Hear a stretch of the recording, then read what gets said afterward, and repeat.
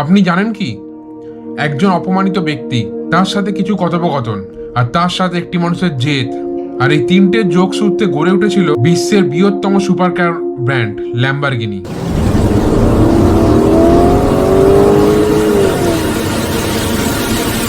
তো আজকের ভিডিওতে এই গল্পই জানবো কি করে একটি আঙুর চাষির পরিবার থেকে ল্যাম্বরগিনির উৎপত্তি।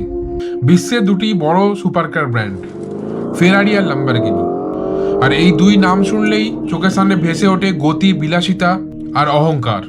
ফেরুচিও ল্যাম্বরগিনি একটি আঙুর চাষির পরিবারে জন্মগ্রহণ করেন, কিন্তু তার চাষবাস কোনোদিনই ভালো লাগতো না। তার ভালো লাগতো যন্ত্র। দ্বিতীয় বিশ্বযুদ্ধের সময় তিনি বিমান বাহিনীতে মেকানিক হিসেবে কাজ করতেন, আর দ্বিতীয় বিশ্বযুদ্ধের পরে তিনি সেই সব সামরিক যন্ত্রপাতি দিয়ে ট্রাক্টর বানানো শুরু করেন। আর তারপর তার ট্রাক্টর ব্যবসা যখন ধীরে ধীরে শিখরে পৌঁছয়, ফেরুচিও ল্যাম্বরগিনি কেনেন একাধিক বিলাসবহুল গাড়ি, যার মধ্যে একটি গাড়ি ছিল ফেরারি। তিনি শুধু সেই ফেরারিটাকে নর্মালভাবে চালাতেন না, সেটিকে নিয়ে তিনি রেসও করতেন। আর সেই রেস করার সময় তিনি ক্রমে ক্রমে লক্ষ্য করতেন যে ফেরারি গাড়িগুলো বড্ড বেশি আওয়াজ করে, আর প্রচণ্ড ভাইব্রেশন হয়, আর তার ক্লাচ প্লেট বারবার নষ্ট হয়ে যায়। তারপর ল্যাম্বরগিনি ঠিক করেন এই ফেরারি গাড়ির সমস্যার কথা এই ফেরারি গাড়ির প্রস্তুতকারক এনজো ফেরারির কাছে গিয়ে জানাবেন, এবং সেই মতো তিনি এনজো ফেরারির কাছে গিয়ে ফেরারি গাড়ির সমস্যার কথা জানান।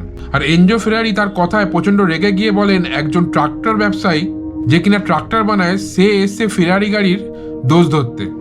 আর তার সাথে সাথে তিনি বলেন, তুমি ট্রাক্টর বানাও, তুমি এই গাড়ি নিয়ে আমাকে শেখাতে এসো না। A tractor businessman has no right to criticize Ferrari cars. আর এই কথাই বদলে দেয় গাড়ির ইতিহাস। আর এই অপমানের পরই ফেরুচি ল্যাম্বরগিনিকে কেউ থামাতে পারেনি। আর তারপরেই তিনি ঠিক করেন, ফেরারি যদি গাড়ি বানাতে পারে, আমিও পারবো, আর ফেরারির থেকেও আমি আরো ভালো গাড়ি বানাবো। 1963 সালে তিনি প্রতিষ্ঠা করেন অটোমোবিল ফেরুচিও ল্যাম্বরগিনি।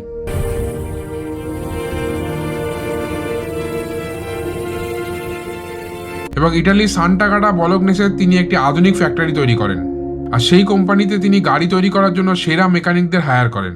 তার গাড়ির ইঞ্জিন ডিজাইন করেন গিয়োতো বিজারিনি, যিনি আগেই ফেরারির হয়ে কাজ করেছিলেন।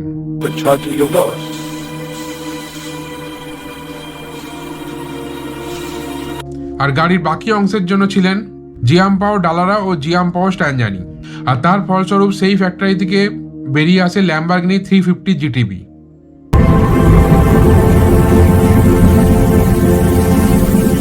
আর তার সাথে সাথে প্রতিটা গাড়িপ্রেমী মানুষের একটা স্বপ্ন থাকে এই দুটি ব্র্যান্ড ফেরারি আর ল্যাম্বরগিনির গাড়ির স্বচক্ষে দেখা। আর তারপরে 1963 সালের অক্টোবর মাসে তুরিন মোটর শোতে প্রথমবার প্রকাশ পায় ল্যাম্বরগিনি 350 জিটিভি।